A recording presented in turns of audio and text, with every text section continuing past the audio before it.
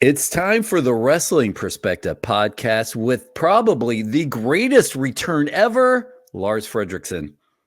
What's up, guys? Yeah, you like that? It has been a long journey. It has been. We've missed you. I missed both of you. And I missed Ace. I missed Ace. Yeah. Did you? Yeah. Mm-hmm.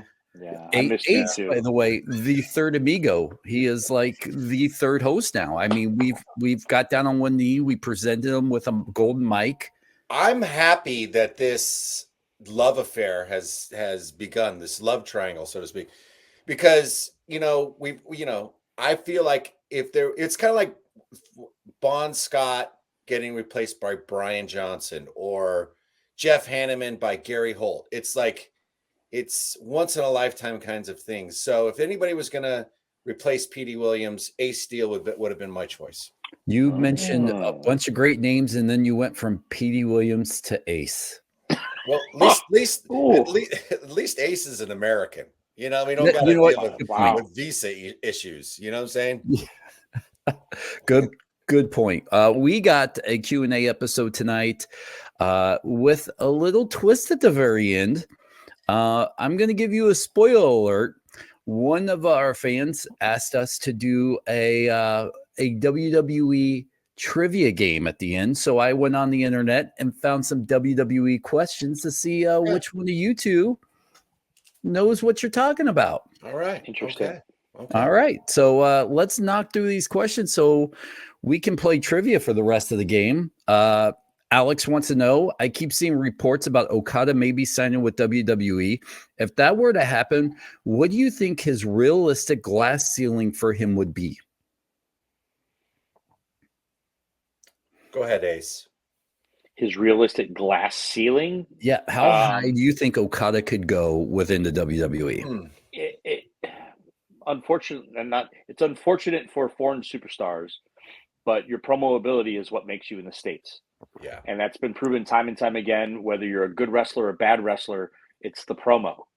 So you could have, I love Brad Armstrong, just to go way back to where people don't even fucking know who this guy is, but he's one of the greatest technicians ever and could talk, but he couldn't tap into his personality backstage. So therefore he's not a well-known person. But if you ask, he's a wrestler's wrestler. He's one of the best out there. If you knew him behind the scenes, he had all that, right? But he couldn't portray that. He couldn't do that in front of the camera. For Okada, if he doesn't have, if he can't speak English as well as something that would convey to the universe, and which now maybe they're getting around it with Nakamura. I love what they're doing with Nakamura with the, they're not giving him subtitles. He's speaking Japanese. I guess it's subtitles, whatever you want to call it, but they're doing closed subtitles. Subtitles, you know what I mean? Duh. It sounded very derogatory to say that. But, I mean, they're letting Damage Control just run with it, and the people love it. So, but I do think his ceiling, it hits a bit low if he can't cut a promo on someone and say, I'm just going to kick your fucking ass, Well, I mean, with Nakamura, it's something special because obviously it's like catering to his character and so on and so forth.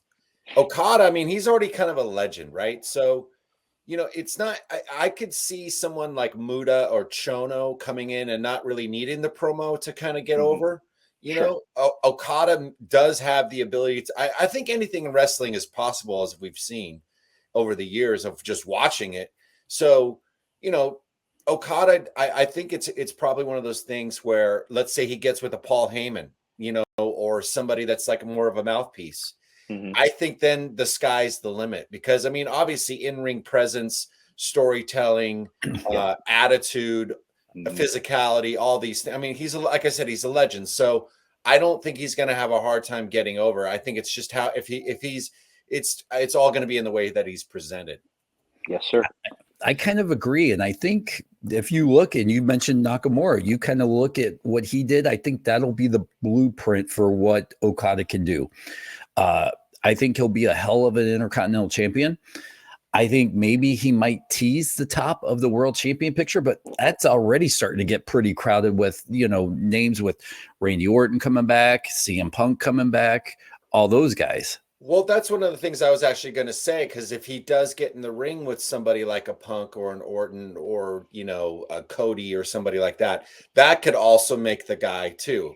I don't think Okada versus Roman Reigns right out of the gate would mean anything. You know what I mean? No. And I don't really think Roman is that type of wrestler. I think Roman is, obviously the biggest wrestler that they have, but I mean, I don't think he makes guys. I think it's guys like Cody or Punk or Orton that can make a guy. Even The Miz, for Christ's sake, can make a guy. Oh, sure. All right, Samuel, why do you think Ronda Rousey showing up on Ring of Honor TV barely moved the meter in the wrestling industry? Because nobody's watching Ring of Honor. Yeah. Nobody's watching, and it's not the Ring of Honor that I participated in or years later that was booked a different way. I mean, I said this before when I was a part of that company. Ring of Honor got bought and the footage is there, but I didn't know who the hell was in Ring of Honor before it ended.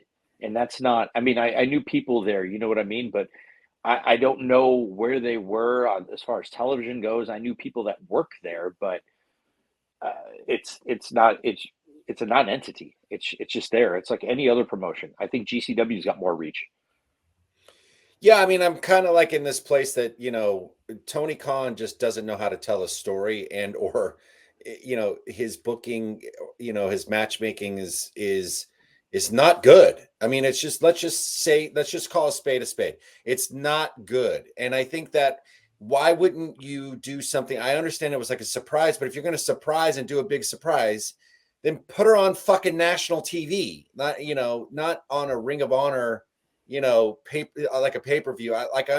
It's just the presentation. It's just terrible. It's like, build it up, do something, I mean, people were asking the question, where's she going to go? Is she going to, people I think were genuinely interested on what was going to happen with her. I think it was like one of those, it's just all these missed moments. I think there's more missed moments in that company than there has ever been moments that have been made.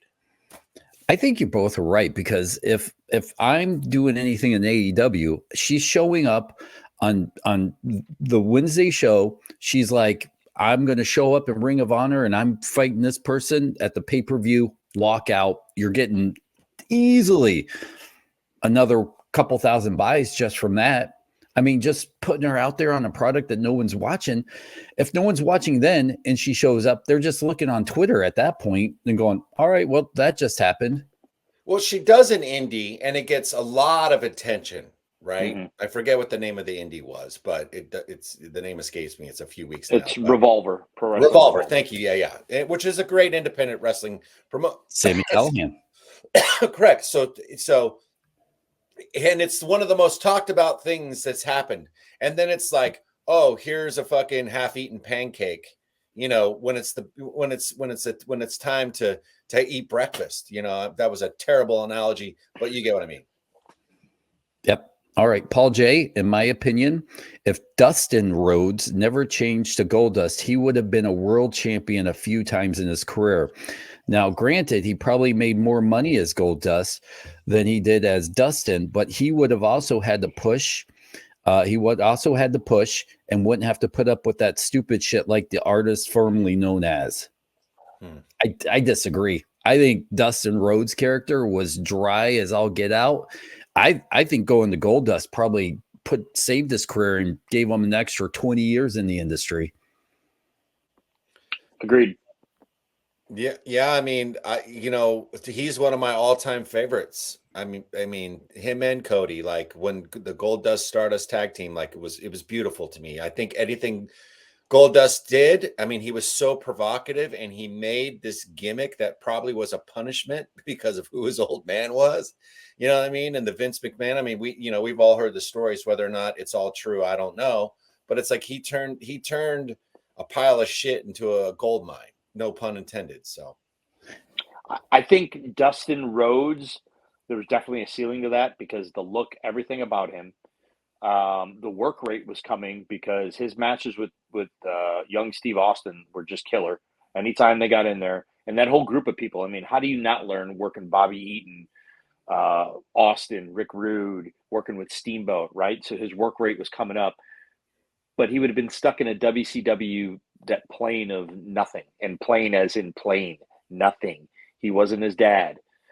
So when he went to WWF, I think it was a great thing for him to do that. I mean, I think the end of the Gold Dust thing might be more, and I don't know his complete story, it might be more into the personal avenue, but where he went after that, is up to him. Like where he's at now, it's a shame that he wasn't able to do that a little earlier in time, or do the half face paint and I am Dustin Rhodes and just kind of tap into that character. So that would have been something interesting to have happen in the WWE, like in the Attitude Era. That something like that, like Undertaker went biker. I think Dustin Rhodes could have done something similar and gotten to that place. sure. And I feel like it was filled by guys like Edge and Christian, but I think that place could have been held by Dustin, no problem. But Dustin as himself during the Attitude Era, he wouldn't have lasted 5 seconds in that company. No, not Cowboy Dustin Right. Rhodes or whatever the hell But it the was. half, yes, but Dustin by himself, no. Yeah, no. I mean, but that was also at a time where you had to do something kind of special, and I think Ace just hit the nail on the head. If he would have come around to doing the half and half in WWE during the Attitude Era, I think it would have worked 100%. All right. Well, Quentin, no way should TNA have allowed Will Ospreay to come in and beat Josh Alexander. I could see maybe a tie of sorts, but just to let him flat out come into the company and beat him should never have happened. What do you guys think? Ace, why don't you go first? I think it's Storytelling. wins, losses, I guess, matter at some point, but I mean, you had a hell of a competitive match. From a wrestler perspective, I don't care if I win or lose. I mean, when you get to the days of when the money's big, and you're like, I'm not losing to this guy because of, that's man, that ceiling we talk about, that's high when you get there. When you're two workers that go out there and kick ass, it doesn't matter who wins or loses. To the fans, it does. But as a wrestler, and if you're looking at that with that introspective look at it, it's the match you put on. It's the performance you put on to, break the kayfabe there, which is what we're doing anyway. But it's the performance. I wrestled AJ Styles a million years ago in the early TNA days. You know what he did? He walked right in, knew he put me over, and he had ideas for the match, and it was the match that we had fun with. It didn't matter that I got a 1-2-3 on him. It didn't fucking matter. But it didn't change my career, that I just pinned him 1-2-3. Oh, it did. You wouldn't have been on this show without that win. Honestly, that was the one thing that really sold Lars and I to bring you in on the podcast, was that one win. I thought it was surviving chops from Haku, but that I see where you're going. I don't think it made a difference. I think if anything, it helped elevate Josh Alexander to have that performance against a world-class athlete like Will Ospreay. I 100% agree, and I think in this case, the wins and the loss, it was almost like the champion in the old days coming to the territory, and you almost got that much more behind Alexander because of that match. I think that was the psychology of it. I think the modern day wrestling fan sees this as like, getting one over on somebody. They don't understand the whole storytelling aspect or the emotional involvement. So I'm not saying that the guy who wrote the question, what was his name? I don't know. I already deleted it. Well then you gotta. Well, I mean, that's terrible. But you're a jerk. You're moving forward, guys. Never look back. Well, I mean, I was going to talk to him personally about that question. I just kind of feel like, when the old days in the territories, when the champion would come in and make your guy, that was way more important than the winner or loss. You know what I mean? I think if it would have went to a draw, I don't think it would have had the effect or the emotional connection that I felt to Josh after that match. I don't think it would have had that same. That's what you kind of would have expected in a lot of ways. So when you're pulling the heartstrings and you're getting people invested into one of your wrestlers, that's going to help Josh Alexander for the next, whatever happens. You know what I'm saying? So I don't think it was a bad call. And you know what? I think a lot of people want to put a lot of passion. And I'm not saying either one of these guys are that kind of person, but we know a lot of wrestlers. We know a lot of guys that are like, hey, I'm just here to make that paycheck so I can, buy the house and pay off the car. So for us, we're like, man, that sucks. Why did they do that? And for a lot of those wrestlers, it's like, cha-ching, that's all that matters. All right, JP, Lars and Dennis, I guess he didn't know Ace was going to be here. Lars and Dennis, I totally get and understand why you guys are split on your opinion of TNA name switching. But how do you feel about the company if they bring back the 6-sided ring, maybe even the old school entrance that AEW stole from them? When I first saw TNA and they had the 6-sided ring, it was something that was very exciting because obviously the only company I think that had that was AAA, if memory serves, at the time. I'm super glad that they got rid of it. I thought it would be good for certain, like if they did an X Division kind of thing, and I believe that's kind of, I don't know. I feel like I forgot more about wrestling than I can remember, but I feel like an X Division kind of thing could be good. Like if it was an X Division tournament in a 6-sided ring, that could be sort of gimmicky and cool. And maybe, there's that's how it plays out. And it's just an X Division trip because I feel like those guys, because of what that division is, that would work. It would make sense. I don't think for every single match, a 6-sided ring is the best move. No, and from what I hear is that the 6-sided ring was pretty dangerous. It's pretty stiff. It's pretty snug. So, because I approached the same question, I'm like, oh, is it worth the novelty? And then from all around that had experience said it's not. It wasn't fun to work in.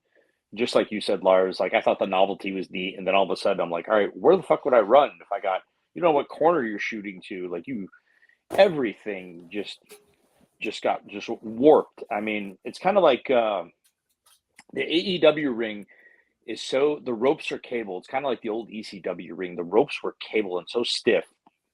And Jerry Lynn would back this up. Hitting those ropes, you couldn't use them like the WWE ring, like the ropes you could lean into and work. Like the ropes are so stiff, you were hitting a springy wall that was going to fucking hurt, and you had to take it.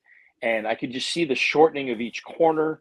The ropes are so stiff. So even just running the ropes, a regular routine, is not a fun thing. But then the bumps of where, the way it's laid out, I don't know how the steel structure was under that. But the safety factor, I thought it might be cool to see an X Division match in it if someone could pull it off. But then again, and in Mexico, instead of, it's a little different now where there's more bumps on things, they take big bumps, but, the style of Lucha Libre, they had stiff rings and do have stiff rings anyway. Everything's a roll. Everything's a slide. It's not the big slamming bumps. Like I said, it's changed a little now. But, to have, maybe for AAA, that ring was more workable for them. But for an American style, I just think it's just too rough. It might be cool to see once, but I don't think it'll come back. I kind of agree. Once again, I know Lars and I are kind of split on the TNA name thing. I kind of tend to lean towards, all right, if you're going to bring back the TNA name, at least make it, this version of TNA. You don't have to go all the way throwback to every single thing they did, because apparently at one point it didn't work out. You build out of that concept. You went to Global Force, you went to Impact. So sometimes you need to mix in a little current with some nostalgia. And that's kind of where I feel like keep the ring, pump the brakes on this whole nostalgia thing.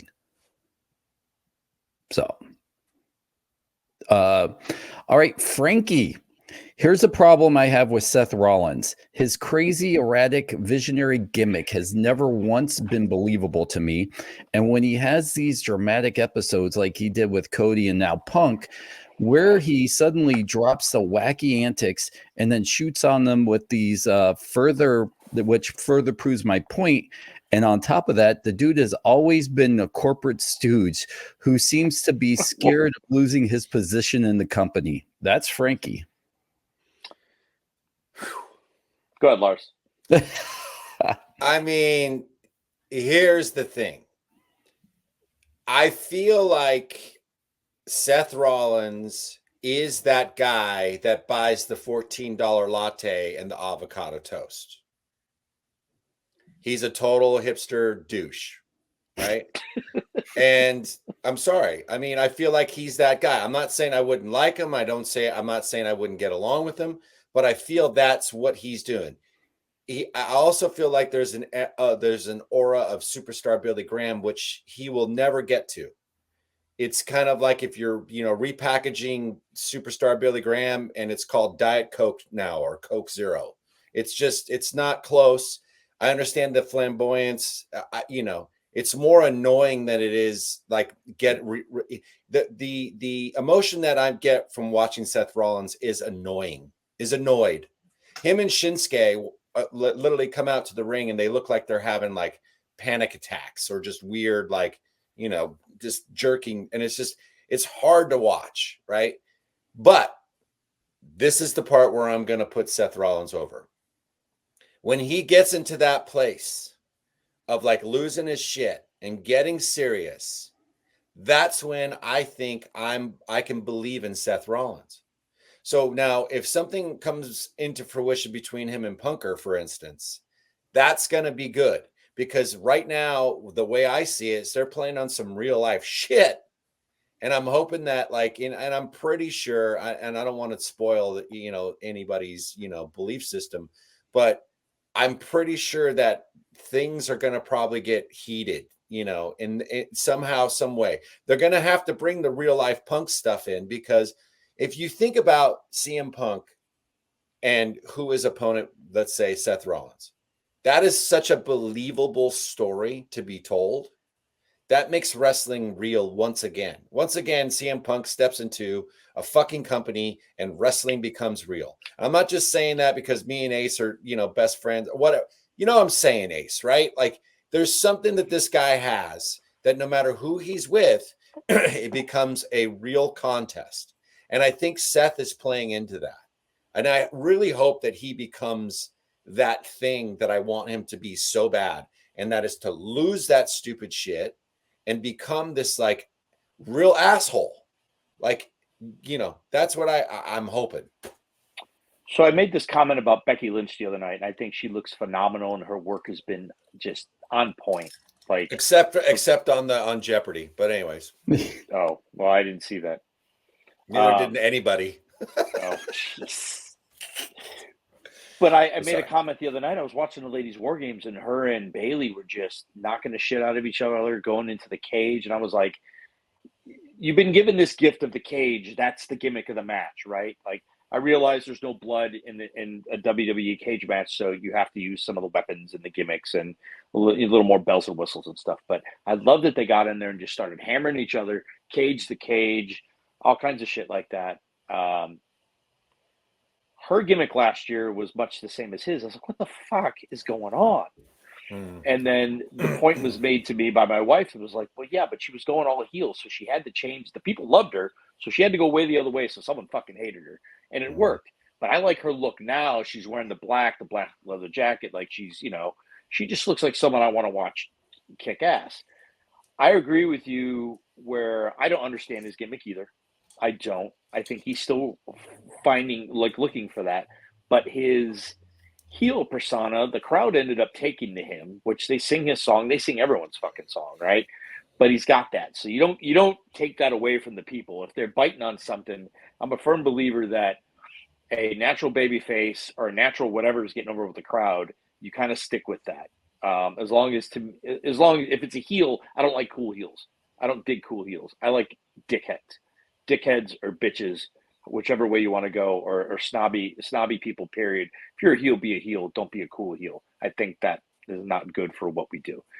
I think he's in between there, but when CM Punk comes to town and you have all that history there, I agree with you, Lars. I want to see him strip away some of the furs and just walk out one day and go, I just want to fucking kick your ass, CM Punk.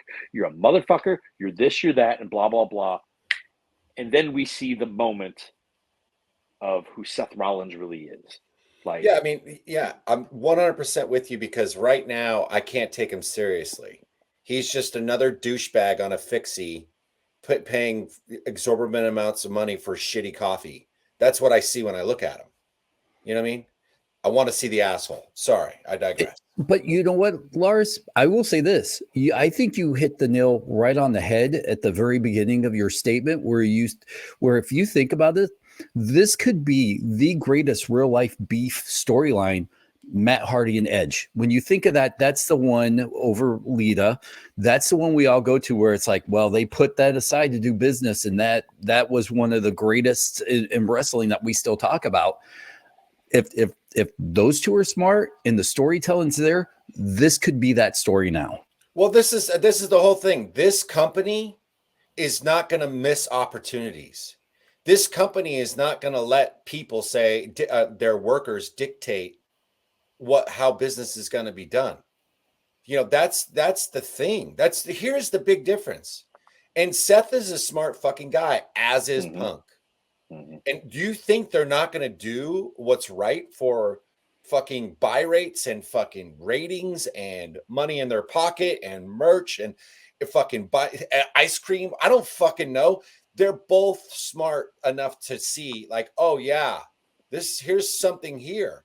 Now, whether or not we get along outside in the world, maybe we're not going to be going to the same donut shop or whatever, but we're going to be here at this work environment, and we're going to make the best thing possible. Because don't tell me Seth Rollins isn't fucking competitive.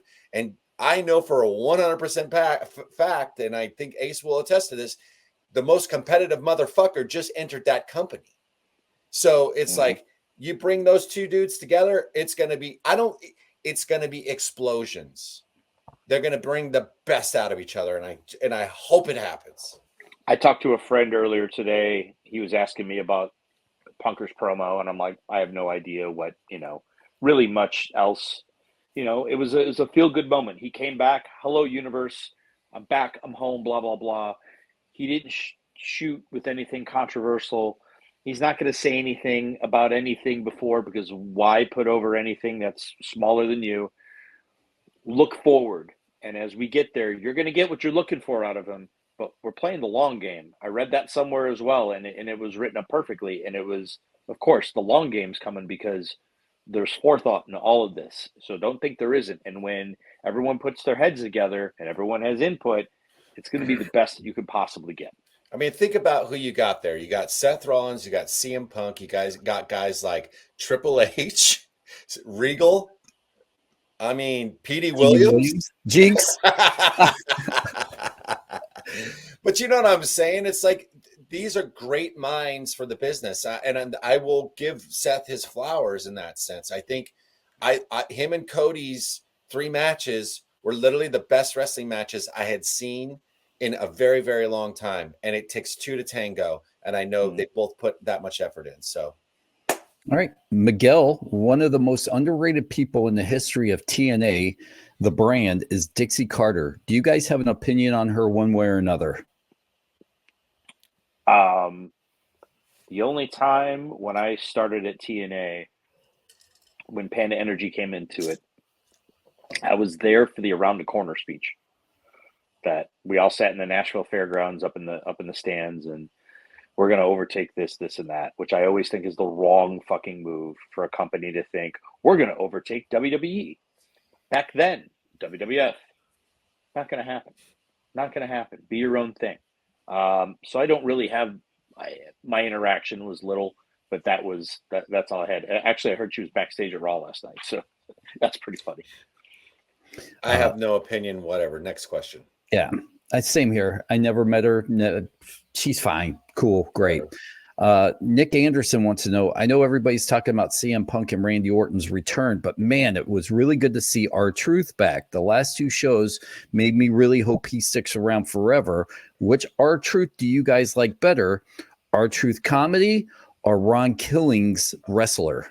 You know what? Here's the thing. The R-Truth thing is so fucking funny because, and it's so on point that he comes back the same night as CM Punk, because I remember Punk was the champion. He held the I don't remember what it was called, but it was the WCW championship at the time. And he was never at top of the card. He was always in the middle. It was always like this forgotten thing. And he loses the belt. And literally the next time that I get to see him wrestle, he's doing a dark match in San Antonio against R-Truth, and he does the job to him. He was like, it was the dark match before the pay-per-view or whatever. And we ended up leaving early and going to watch UFC because it was on the same night with Will Helmick. But I for whatever reason, when R-Truth popped up, I thought of that moment about, you had this world heavyweight champion literally a month before, and now he's doing the job to R-Truth, and it's not even televised. It's like, so R-Truth, whatever, he obviously very entertaining, but, whatever. Comedy R-Truth all the way. Yeah. Great worker, but it's also the same thing of, sure, he's a good worker, but which one has made him more money and longevity? To be honest with you, I know Santino Marella is a shooter, but what made him more money? Oh, hey, Rey Mastro, fucking, R-Truth, the comedy. I R-Truth, agree. the comedy. I couldn't tell you the last time, minus the injury, I actually saw R-Truth wrestle, but he had the 24/7 championship. I don't know if he even wrestled a match. He just popped up, won it, pinned someone, and ran off. And that was for the longest time, whether you liked the championship or not. Him being part of that made you would watch it waiting to see what kind of dumb things R-Truth would say or do. Same thing when he would pop up and be like, what was it? Was it Money in the Bank where he's like, or where he even he was the first person to ever sign in for the Royal Rumble when he found out, what's his name? Brock Lesnar was in it. I mean, those promos right there are gold. Yeah. I mean, R-Truth is a funny motherfucker. And I think that he's a super duper talent. And to, the position that he's in, he does it 100% better than anybody. Mm-hmm. Brandon Lee wants to know, can someone please check in on Lars? First the Raiders, now the Athletics. Oh, Brandon. It's funny. Brandon Lee, that's our drummer's name, Brandon Lee Steinekert. Is that him? I don't know. I doubt it. But I don't even think he, whatever. I don't even know.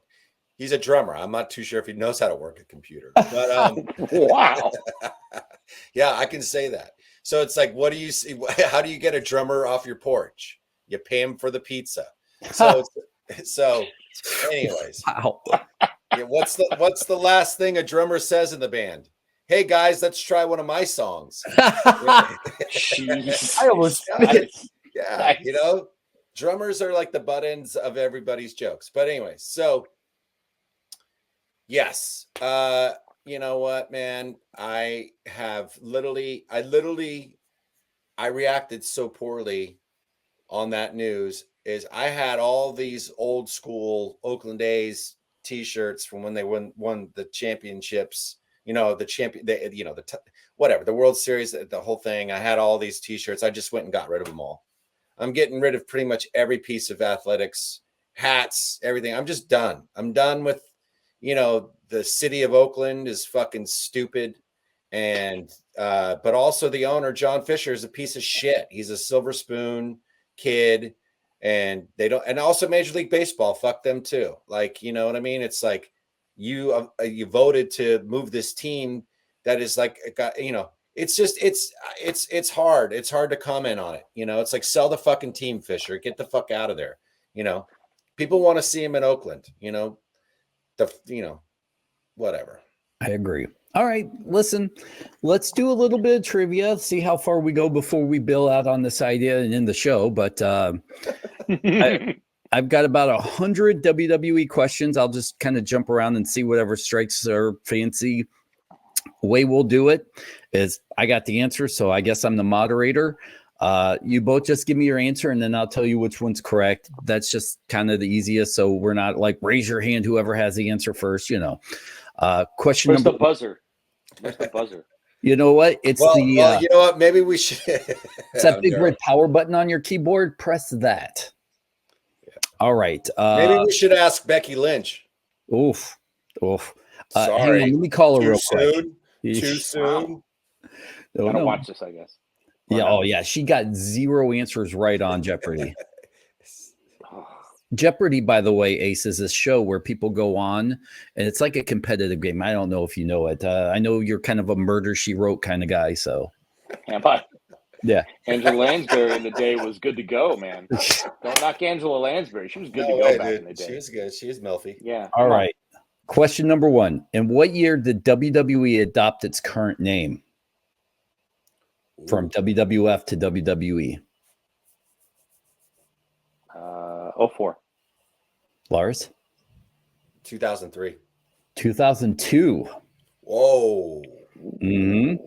Here we go. Edge was crowned King of the Ring in what year? Oh, Jesus. Who fucking knows? Yeah. I thought you were asking good questions like 1980. I'm just going through. I'm Where did warming up, all right? Hulk Hogan take a shit? Tampa Yeah, Sportatorium. Thank 2007. Ace? I got nothing. 2001. Let's hear some Royal. Let me start. Before you move on. If they're modern wrestling questions, I don't have a fucking clue. Because if it isn't when I grew up, if I was wrestling in that time, I hate to sound snobby that way, but there's things like I didn't watch Eddie Guerrero's whole SmackDown run. Like I'll watch stuff now, and Lucy looks at me and like, you didn't watch this? I'm like, no, I just didn't. I mean, from 1993 to 2012, I was pretty much on the road 10 months out of the year. So it's like, you know. Why don't you guys just fake it? All right, let's fake How it. about that? Are we doing a good job by acting like we like you? We're doing good. I mean, we're doing really good. First of all, my parents great text guy, you guys have cleared. That's why you guys are back on the show. So thank you, Mom and Dad, for paying my friends to hang out with me. In what year did Mr. McMahon win the Royal Rumble? 98. I'll say the same. 99. Damn. Let's see here. Which is the only WrestleMania not to feature a traditional men's single match? Oh. Ooh. Anywhere on the card? I don't know. It says which is the only WrestleMania not to feature a traditional men's singles match. That doesn't sound right. So every match was either gimmicked or tag team, tournament maybe, style, or tag threat. team or and Battle is Royal, it Battle Royal? Something. I'll say 22. Fuck, I don't know. I'll just say 2015 for the hell of it. I have no idea. 2000, WrestleMania 2000. Okay. All right. So 18, WrestleMania 18 or 14 or 13 or doesn't matter. Yeah. Good. I think to be fair, with a question like that, you should give us the lineup, of like what the fuck happened. Yes. So for next time when we play this game or don't play this game, like you could say, well, what we had on that show was. Listen, blah, blah, we've got blah. like 5 more minutes to kill. Just pretend you're having fun, okay? Oh, whoa. Holy shit, was that a great question? Thanks. Yeah. Same thing your wife said. All right. Yeah. Wow. I know, right? Words hurt. At which WrestleMania event did Ultimate Warrior defeat Hulk Hogan? 4.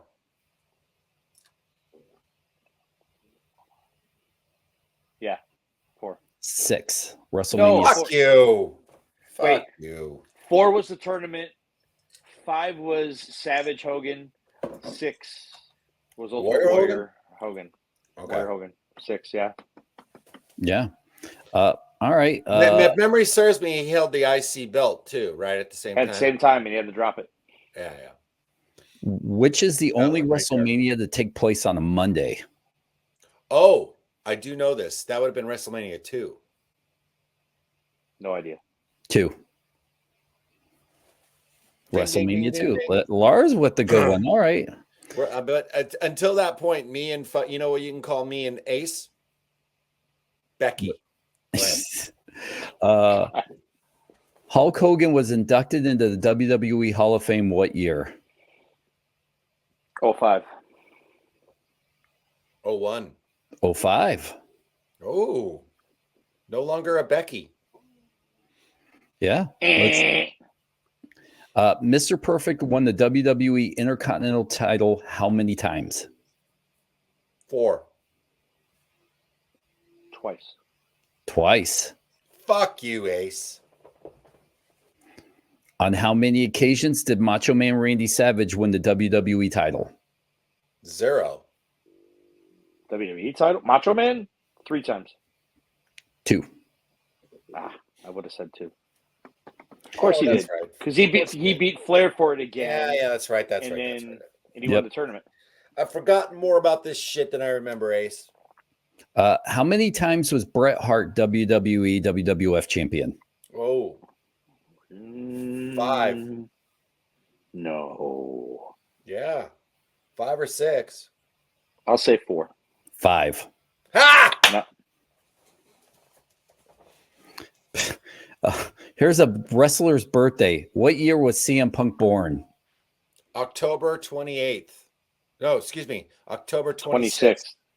He's 6 years younger than me, so that's 78 or 70. 78. It's the 26th. 78. What year did Monday Night Raw first air? 94. 93. 93. That's a dumb one. No, it really isn't. As of 2013, how many world titles have Triple H held? As of 2013. Why would you say 2013? 11. Probably fucking 12 or 13. I don't know. 13. Wow. Yes. Manila is up there, double digits kind of trip. I mean, let me ask you this. I mean, Flair is 16-time champ, as he says.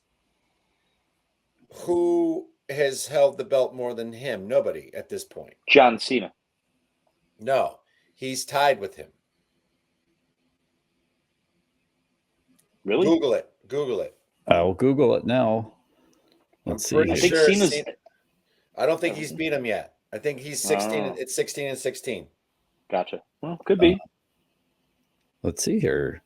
John Cena. It's a good question. Yeah, thanks for thinking of it, Lars. I mean, you saved the show. Yes, I did. Of course, I always do. Let's see here. Let me do this here. How many world championships have John Cena have? There. My fingers don't work. Terrible producer. 16. Terrible. 16, I told you. So they're tied. Because you know what would have been interesting if the strike didn't happen or end. I thought maybe because Flair, has gone over to AEW now, that they might, out of spite, give Cena the belt again. Oh, sure, they would. They would give him Rollins' belt. They wouldn't break up the Roman Reigns deal. Right. I mean, because that's it's super interesting how it's now all going to play out with Randy Orton, with Punk. I mean, the takeaways from that pay-per-view that I got, obviously was Shotzi's is now elevated herself into the picture, right? And let's just talk about that for a minute. Let's take the game off the table for a second. Thank you. Because I'm seeing Shotzi there. Now you got Orton, you got Punker, you got Rollins, you got what did we do with Shinsuke? What do we do with Drew McIntyre? What do we do with fucking Roman Reigns? What do we do with Cody? Like, there's so many what ifs at this point. Like, it can go so many different ways. And I'm sure that there's plans, and there's been pre-existing plans for these guys for so long. It's like, hypothetically, where do you think they should go? And I want to ask you this, Ace, because obviously you've been in the business. you've been around this kind of thing, where do you go? I will tell you that they put up a graphic with all these different, I think it was 8 of them up there. And I looked at it and I said, here we go. Now we got some different, connect the dots here of what we could do all over the place. Right. Orton's already made his stake that he's going after the bloodline. Mm-hmm. But when that finishes, you have him and Punk. They haven't touched. They're both baby faces, but that's an easy down the line. Oh yeah. You could definitely easily do Punk and Cody. Cody's story, he keeps saying, isn't finished. So what does that mean? Does he go? Is he looking? He was looking towards Rollins. He mentioned Rollins' name, but Shinsuke comes up and fucking blows red mist. Which also, I want to know this: are they putting together the Japanese contingent here? Because I only want to see one person blow mist on my TV show. I know I went off the rail here a little bit, but don't let too many people blow fucking mist in people's faces. I agree. Anyway, I agree. But back to the dynamic where they should go. I like Punk and Orton down the line. There's some real, like you talked. I like men in pro wrestling. I like to see fucking men walk on my TV and slug it out. Right? Can we isolate that? Love men. Hallelujah. No, I want to see guys look like they want to fucking beat each other up, right? Logan Paul's in this mix too. We're forgetting his name. See, that's another thing, I mean, there's so many wild cards here.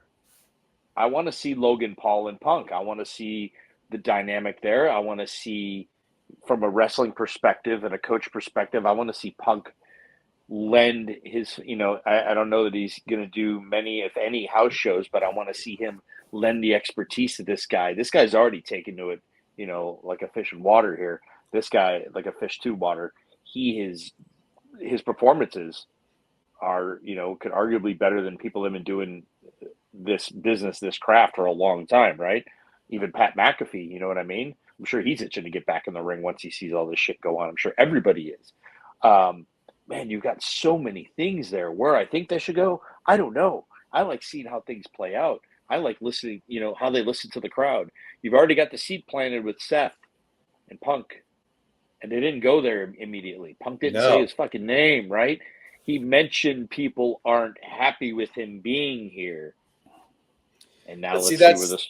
Yeah, see, and that's the big door open, because it also gives them time to figure out what they're going to probably do. I'm sure that they had something in mind to from the start, just to get them there. I mean, what else would you would have to, it's like, I need a guitar tech and I need somebody to fill that space. Right. So, and I got 3 people I need to choose from.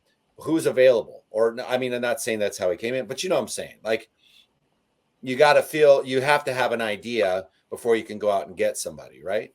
So if you think about it, like Logan Paul is a great match for CM Punk. Everybody that's on that came in, maybe minus R-Truth.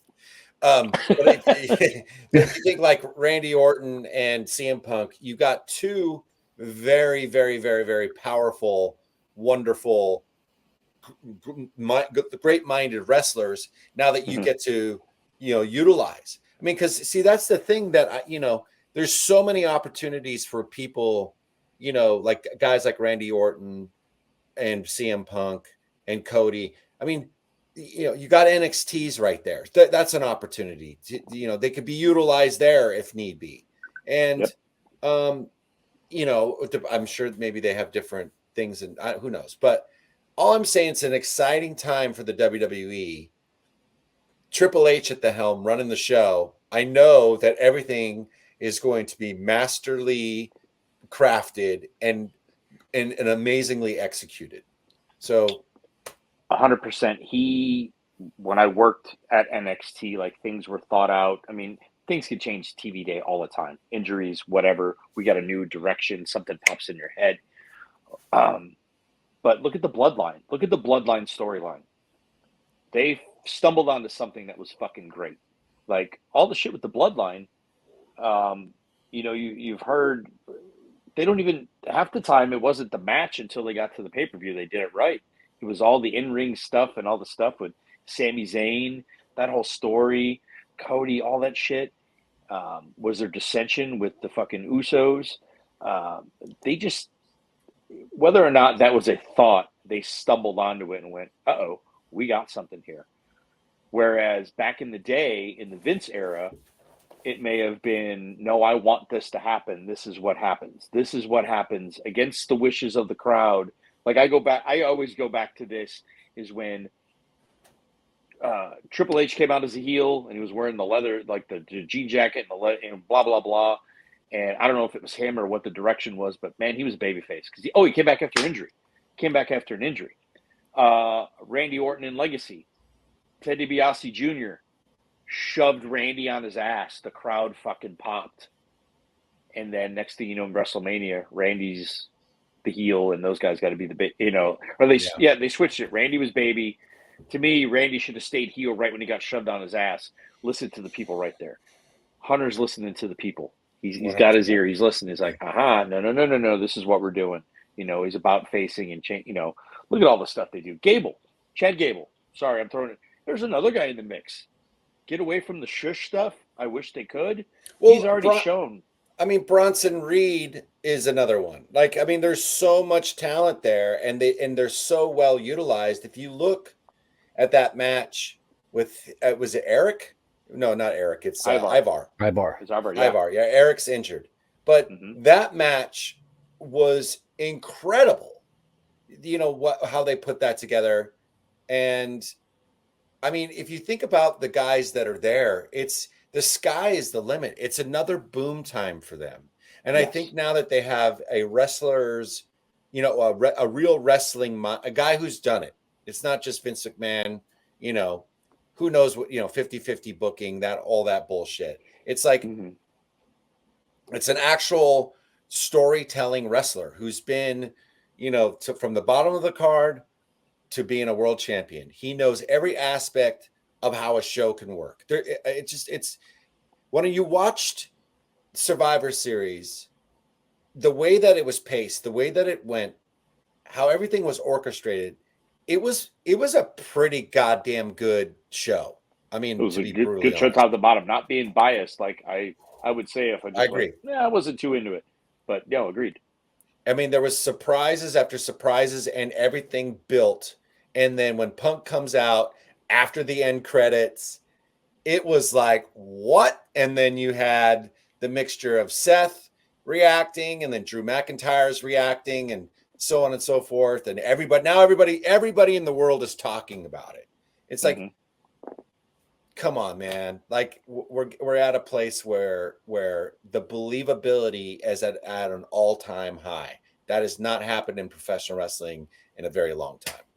On track with what you said, now you have the only way for anyone, and I would dare say you, Lars, playing with better bands, better musicians makes you a better musician. 100% in pro wrestling. If you don't wrestle anyone better than you, you're not getting better. Right. You're just going to be as good as you are. You might be able to do the same stuff better, faster, quicker, but you never get better or never get the psychology down. And now you have a side that can work with all these young guys and get in there or listen. And once you lock up with them and just these little nuances and everything elevates the rest of them. That's what's happened to our business for a long time is there hasn't been enough guys. Haku asked me this too. And I said, there's not enough of you guys around to teach the younger guys. Not enough guys got the lock up with Haku anymore, Well, but there's not a lot of these young guys that are going to listen to anybody, though, too, Ace. It's like you got to, there is that aspect of the business where they, it's like a video game. They approach it like that. And if they're, the worst thing that ever happened to Rancid is when we were left to our own devices and we produced our own record. There you go. Let me tell you what happened. There was nobody running the ship. You know what I mean? It's like we just kept going. That's why we ended up with like 130 songs. No one told us to stop. And then when finally somebody did, and this is the Life Won't Wait record I'm talking about, and went through the extensive work that we'd done and broke it down and said, these are the best 19. Let's finish these and concentrate on this. 19. Well, but do you know what I'm saying? Like it gave us a parameter in which to work in, and we put out the best record at that time for us. there's nobody there in obviously in two companies that we know of run by the same guy. But then you're talking about, because I know it's there in TNA, because you can tell the product is just the way the product is. Mm-hmm. There's somebody there saying, yeah, try it, but I also think you add this, and this, because of this is my experience, and shit works. And that's why I'm a fan of the product. But in the WWE, you take that to the next level, because now you got guys that are actually in the ring, right? That are in the ring, that know how this works. And they're going to be with these younger guys who are there to fucking learn to listen. They don't think they know it all because they got a big pop on the fucking indie for doing a fucking 360 moonsault fucking onto a drop kick out of that, jerking off fuck a dog, and then fucking went home. It's like, that shit is just, that's what wrestling shows are you going to? Well, whatever. That happened at the amphitheater back in 1956. But you know what I'm saying? There's no substance to it. And Sure. and people are going to not be interested. When there's no substance, you lose your crowd. Let's not forget, you have the shine, the production behind them now, which makes everything just feel bigger, whether it is or isn't.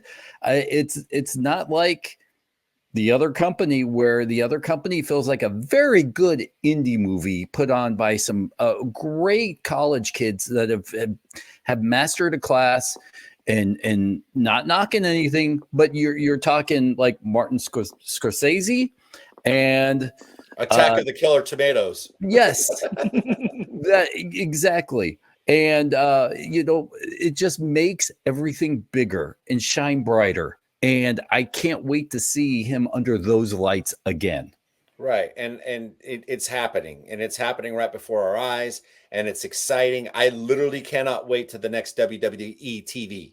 Like, I'm stoked. I'm watching NXT again. Like, I'm all in, because I'm realizing that the way that this company is going is the kind of wrestling that I loved growing up. And, Raw is obviously there to, sort of, it's almost like a soap opera where they sort of lay down these elaborate stories like a comic book, and then you get a little action every now and then, which that's the part that kind of sucks. But I will say that at the end of the day, you get a pay-per-view like Survivor Series, and you go, wow, I'm actually more excited for it. And I think we've said this with a number of guys that have come back, especially whether you like John Cena or not, or, sometimes The Rock. Enjoy it while you have it, because it's going to be gone. And you can complain and bitch on the internet, but Cena's pretty much gone. Edge is on his last run, Sting, and you can throw CM Punk in there, enjoy these last runs, because in 5 years, we may not only have, but just one of those guys left in the industry. Sure. 100%. I mean, and we're hoping that they all soak up the, whatever they can. You have to. You have to. That, it's different. They don't really have to. We had to chase it when we were younger, because companies closed, and we had to chase and find the vets. The indie scene was different, and there were vets out there that you could chase and get that from and squeeze some information out of. But now, these guys and those companies, I would go, I think I've said this here before, I would go up to Arn Anderson all the time, and whether I already knew the answer or not, I wanted to hear the story from him and his verbiage and how he put it to me, his cadence, and the feeling he got when he told me stories. Or, he produced for 20 plus years. He was a producer putting together matches. What's your ideology on putting this together and that together with this situation? I learned from him. The producers learn. The wrestlers learn. They need all the guys that are around these vets, Punk, Edge, this guy, that guy, Jerry Lynn's standing there, Michael Hayes is standing there. He's got ideas, things that he likes to see. When you're an armchair quarterback, you see, I feel like I understand the business a lot more just sitting back and actually helping people in ring, if that comes about with my producing gig.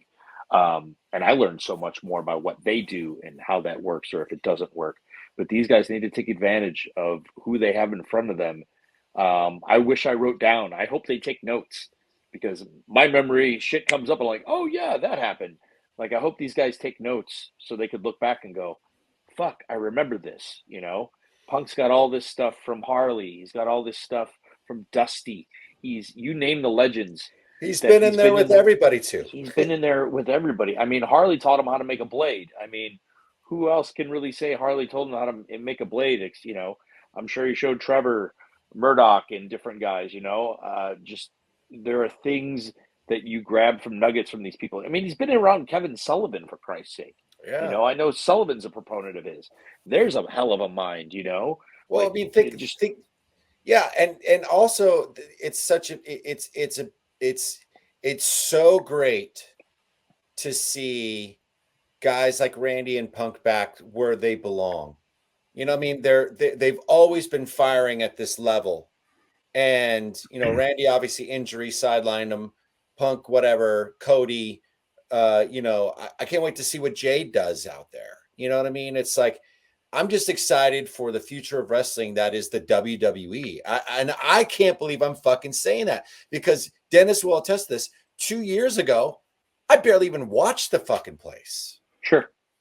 You know what's funny? I was about to go back to 2 years ago and go, do you know, the one time Punk was on the podcast, if someone would have said to you, hey, Lars, you know, in about 2 years, Petey Williams could be producing CM Punk's match in WWE, we both would have been like, what the fuck is this guy talking about? But, you know, but that's the beautiful thing about wrestling is anything can happen. You know, all bridges can be rebuilt, and you know, it's a beautiful thing to see. And I'm just so glad that all these fucking internet marks and all these fucking shit ass fucking, you know, dirt sheet riders, it's like pie in the face, and it's the most wonderful thing to see. You know what I mean? You were all wrong. You were wrong. Keep writing all the dumb shit, because you're wrong. Yeah. You've been making shit up for years. And I'm seeing like little clickbait things that some of these guys put out there, and they're getting worked so fucking hard. And it's so hard to just sit there and not say anything. You know what I mean? Like, it's just, but anyways. Well, I was going to say, Ace, keep your nose clean. Be on this podcast. It gets you places, because, you know, without this podcast, you know, Punk may not have been in wrestling, and Petey Williams would definitely not be in the WWE. So I'm taking credit. I think, Lars, we should take credit for both of their success. I 100% will take credit for everyone's success right now. Yeah. So, wow. Stick with us, kid. You could be going places. Gee, Dennis, thanks for your camaraderie and your tutelage. My gosh. Yeah. My gosh. I can't put into words how much this means to me. Just sit back and wait for that phone to ring, bud. You're on the podcast now. Everybody leaves. Wow. Well, I mean, you guys, it's been awesome. I'm super glad to be back. Can't wait to do it again. Yeah. Wrestling Perspective, email down there. Ace, where can people find you, my friend? At Aces of Steel on Instagram. I'm all over Instagram. I do have a Facebook. It's just Ace Steel. Don't do shit with Twitter. I have a seminar coming up December 17th in Port Richey, Florida, for World Wrestling Network. Sal Hamui and the great people down there at WWN. They run FIP, long-running promotion that's been down there. A couple of others. Excited to go down, and I was down there a couple weeks ago and watched the show. A lot of great talent. Come sign up if you're in the area. Excited about getting back into the coaching game, and there we are. That's what I'm doing recently. Yeah. So, and hey, Lars, you're hitting a tour again. I'm excited. I can't wait to hang out with you when you come on through. Next summer, baby. But up until we got like 10 months before that shit happens. I'm excited. I've got it on my calendar. I'm ready. I'm excited. Well, you know what? I've been selling a lot of my shit on eBay. I got a Laws's Locker eBay store now, where I've been doing these drops. So it's like I got all these, like, all of my collectibles, everything that I've collected over the years, whether it be Rancid Bastards, just my personal stuff, toys, records, stuff like that. I'm just cleaning out everything. You know what I mean? I'm getting rid of it all. I've enjoyed it long enough to where it's just been sitting in the garage for the last 20 years. So now I'm just trying to clean it out. So, you know, come take a look when I'm dropping. Follow me on Instagram. That's kind of where I'm the most active. I do, you know, tweet every once, or X. I don't know. What do you call it now? But anyways, every once in a while, I'll do that. But yeah, so there we go. That's it. Well, Lars, I'm going to put you on the spot. What is your favorite piece that you may or may not be posting soon? I went through a bunch of my t-shirts actually, and I've got a WrestleMania t-shirt with Randy Orton and CM Punk on it. Fucking what WrestleMania is it? I don't know, but I was going to throw that up because it's an extra large, and that was the only size they had left. Whatever. All right. So go Lars's Locker, and the Instagram handle, by the way, that's where they can see pictures of your stuff too. Correct. So Yeah, absolutely. so the Instagram handle, the Roots Radicals is obviously the X handle. So yeah, but I had fun, you guys. Now I'm going to go eat dinner. All right, guys. Wrestling Perspective, subscribe, do all that other bullshit. We'll see you guys later.